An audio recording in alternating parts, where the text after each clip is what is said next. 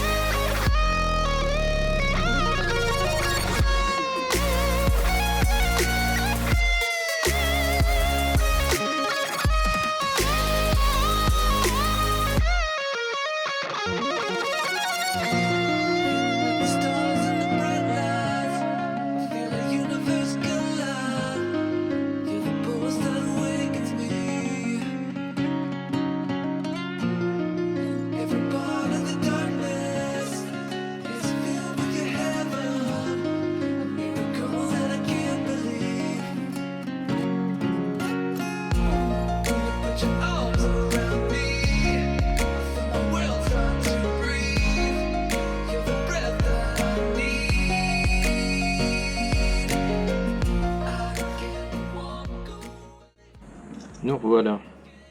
Donc on a terminé ça. L'antenne elle est là. La plate elle va être là. Et la lime. Bon, la lime je vais la laisser là je pense. Elle a l'air pas mal là.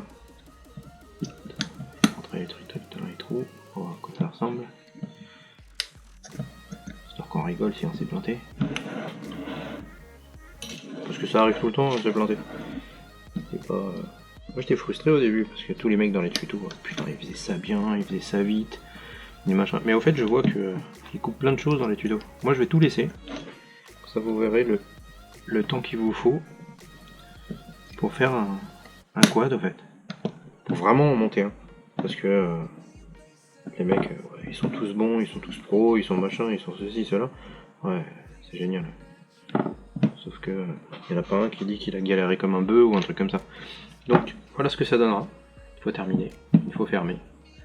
Donc le TPU que j'ai imprimé il est pas mal, il protège en fait, mais il enferme pas en fait les éléments, donc ça leur permet de respirer et de pas trop chauffer. Ce qui est pas mal sur un quad, hein. Faut pas trop que ça chauffe non plus. Donc voilà, c'est beau, c'est propre. Ben, je vais visser ça. Est-ce que j'oublie rien? On a un nano crossfire, donc a priori ma radio devrait le détecter. On va croiser les doigts, à moins que je le branche maintenant et que je fasse tout. Ouais, on va voir ce que j'ai sous la main. J'ai ma radio qui est là. Bienvenue sur Rockport. Et ouais, bienvenue. Interrupteur mal positionné. C'est vrai? Mais non. Lequel? Non, c'est SGS. Il est où SE? Mode de vol, accro, fail-safe coupé, moteur désarmé. Donc ce que je vais faire, je vais faire la copie d'un quad que j'ai déjà. Parce que y a pas plus simple que de faire une copie en fait. C'est vachement pratique. C'est bien que ça existe. Voilà. Je vais aller sur page. Je vous montre pas ça en détail parce que de toute façon il y a 30 000 tutos là-dessus, ils sont super bien faits. Je vais pas en faire un de plus.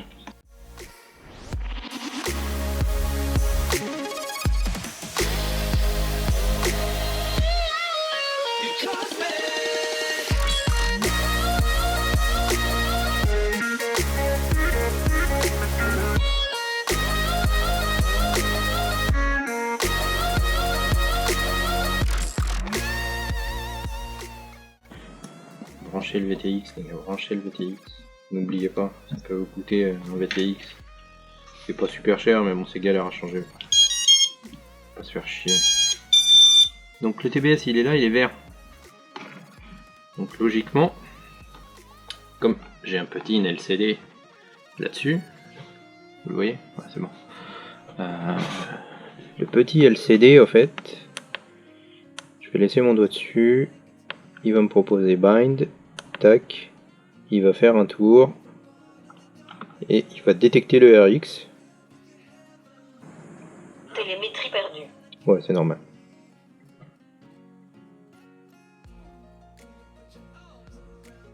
Faut peut-être que j'appuie sur le RX, non? Il n'y a pas un petit bouton de bind? Attendez. Ce qu'il y a de bien avec les RX TBS, c'est que vous n'avez pas besoin d'appuyer en fait. Vous n'avez pas besoin d'appuyer et de brancher la batterie. Du moment qu'il est branché et qu'il a du jus, faut trouver le moyen. Oh la vache! Est-ce que je vais pas être obligé de faire une petite incision? Petite opération chirurgicale pour pouvoir. Alors attendez, ouais. Je suis un gros con parce que je suis le premier à vous dire ouais, faites pas les trucs avec du jus, machin et tout, et puis je le fais tout fait. Donc, je fais une petite incision là dans la gaine thermo pour pouvoir accéder au bouton. Parce qu'il est planqué cet enfoiré, voilà. Et là, normalement, est-ce que j'arrive à accéder?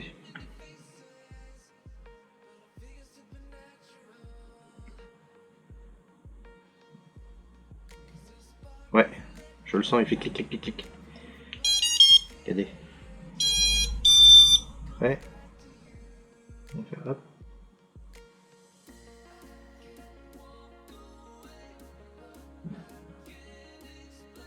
Voilà, il clignote. Télémétrie retrouvée. Lui, il a binding complete. Donc ça y est, c'est bindé. Putain, c'est beau. C'est beau les gars, c'est beau. C'est formidable. Donc, c'est bien. On va débrancher un coup. Il nous dit télémétrie perdue ou pas? Non, il dit pas. C'est génial. Détecteur encore sous tension. Oui, je sais, t'es sous tension. Moi aussi, je suis sous tension toute la journée. Ça change rien. Allez, on va rallumer la radio. On allume toujours la radio en premier, les gars. Toujours en premier. Une fois que c'est allumé, là, ce que je vais faire, je vais brancher la batoche dans le jargon. Là, la liposuction. Et normalement, ça va être beau parce qu'on devrait avoir de l'image. Et normalement, putain, j'allais vous dire une connerie. J'allais vous dire, bah normalement, mon gars, tu fais gauche et vers le haut et t'accèdes au, comment il s'appelle? T'accèdes au menu de l'OSD. Sauf que connard, bah t'as pas paramétré Betaflight. Donc tu vas paramétrer, tu vas accéder à mon cul. Hein? Ok? Bon, il est bindé, c'est déjà ça. Donc ça me va. On va éteindre, débrancher le quad, éteindre la radio. Oui, on est tous sous tension, t'inquiète. Ok, on va remettre ça. On va fermer la trap. The trap, you know the trap. Ok. Ferme la trap. On pose le petit écrou. Allez, je vous repasse ça en accéléré.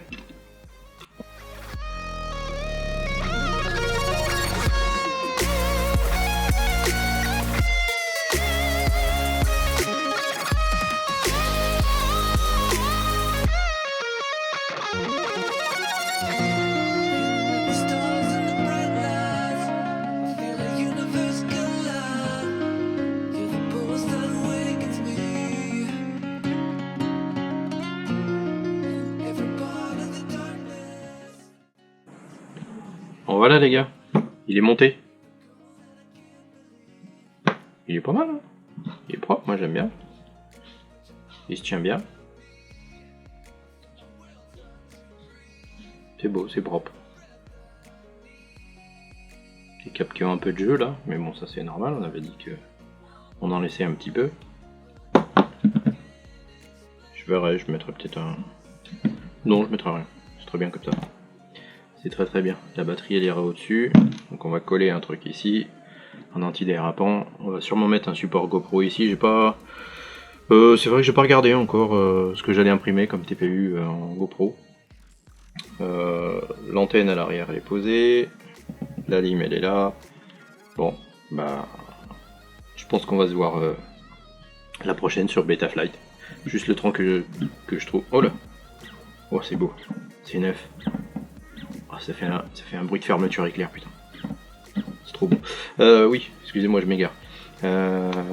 Donc la prochaine étape, ça va être Betaflight, le bind, le paramétrage et tout ce qui s'ensuit. Je vous dis tout de suite, hein, je suis pas super carré là-dessus. Les PID, je connais pas, mais pour l'instant, chaque drone que j'ai fabriqué, ben, il a volé. Après, chacun a ses préférences pour voler au niveau des PIDs. Moi je laisse souvent d'origine, je les baisse même peut-être un peu, enfin je baisse les super rates pour que ça soit un peu moins réactif. Là c'est un 7 pouces, il va clairement servir à faire du cruising, j'ai pas besoin qu'il soit vénère de ouf. Donc du moment qu'il vole et que j'arrive à faire de belles images et que je peux me faire plaisir, ça va être le principal. Ok, bon bah je vous laisse et puis on va passer sous Betaflight. A plus.